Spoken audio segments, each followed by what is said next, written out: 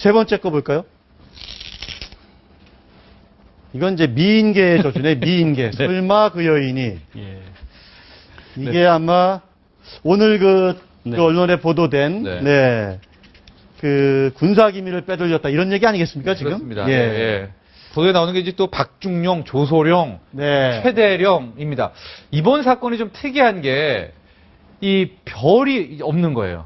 대령, 소령, 중령급인데 예. 뭐 아주 간단하게 얘기하면은 이제 무기 뭐 중개업자 김 씨가 예. 여인 20대 후반의 여인을과 함께 하나의 팀을 짜서 이 박중령, 조소령, 최대령에게 접근을 해서 향응 접대한 후에 뭐 잠수함, 성능 개발, 해상 감시, 레이더 사업, 군사 기밀 2급, 예. 3급입니다. 1급은 없었던 걸로 확인되고 네. 있고요. 예. 빼돌리면서 이제 정보를 유출했다 이런 거죠. 예. 아. 그러니까 사실 얘기하면 무기 유출, 군사기밀 유출하면 이제 북한과의 관계 때문에 우리가 상당히 민감한 측면은 있는데 사실 우리나라 같은 경우에는 지나치게 군사기밀의 범위가 넓습니다. 예. 그러니까 이번에 이제 유출된 기밀들은 대부분 3급 군사 기밀들인데 사실 문제가 된 사항들이 뭐냐면은 어떤 핵심적인 기술이 유출했던 게 아니라 우리나라가 잠수함 사업을 언제쯤 발주를 할 것이다. 그런 일반적인 계획 사업이기 때문에 그 정도 이제 연관급도 충분히 관여할 수가 있습니다. 그렇기 때문에 이제 아마 별들이 관여를 안 됐던 것이고 사실 또 미국 같은 경우에는 간단히 구글 검색만 하더라도 몇 사단에는 몇 명이 근무하고 있고 어떤 편제가 이루어지고 있고 어떤 무기들이 있는지 다 검색이 됩니다. 예. 우리나라 같은 경우에는 그것이 다 군사기밀로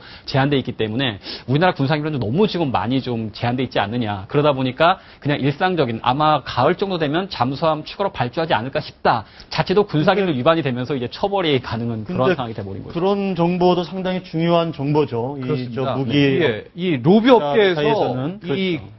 규모가 가장 큰 로비가 무기 시장입니다. 그렇죠. 왜냐하면 비행기 한 대 들이는데 이게 뭐 어마어마한 조단위 사업이거든요.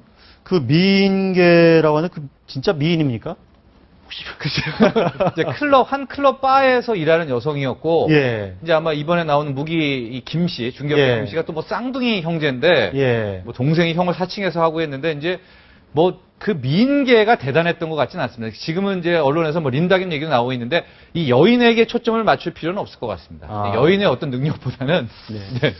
린다김 하니까 린다김 사건이 진짜 대한민국을 떠들썩하게 했던 사건 아닙니까? 그렇습니다. 예. 사실 근데 그 린다김 사건의 결말을 보면 그렇게 대한민국 모든 사람들이 아주 관심을 가졌던 것만큼 처벌이 중하진 않았습니다. 핵심 몇 명만 3년 정도 선고받고 나머지는 집행유예로 나오게 됐는데 그 법원에서 그 유출된 군사기밀이 이렇게 중요한 것은 아니었고 그러니까 어느 정도 예정가가 어느 정도라든가 아니면 사업 계획이라든가 그런 사항이고 그런 거는 사실 뭐 군사기밀이긴 하지만 그 정도 아주 핵심적인 특별 기술을 유출한 것은 아니기 때문에 그렇게 아마 중형을 선고하진 않았던 것 같습니다. 이번 사건 같은 경우에도 그 사건 자체를 약간 뭐 이렇게 축소시킨 건 아닌가요? 그런 것으로 보이진 않고 물론 이제 정권 실세들이 개입돼 있으니까 예. 그런 의혹도 있긴 했었지만 그 당시 유출된 기술은 그러니까 뭐 어떤 뭐 핵심적인 우린 방산 기술의 설계도 유출했다거나 그런 게 아니라 이제 적어도 드러난 문제점 거는? 예. 그렇게 됐기 때문에 아마도 그렇게 했나 싶지 않고 이번 사건 같은 경우도 군사기밀 보호법에 보면은 군사기밀 누설하는 경우에는 1년 이상의 그 유기징역에 처하도록 돼 있습니다. 근데 지금 유출된 대부분의 기술이 3급 기술이기 때문에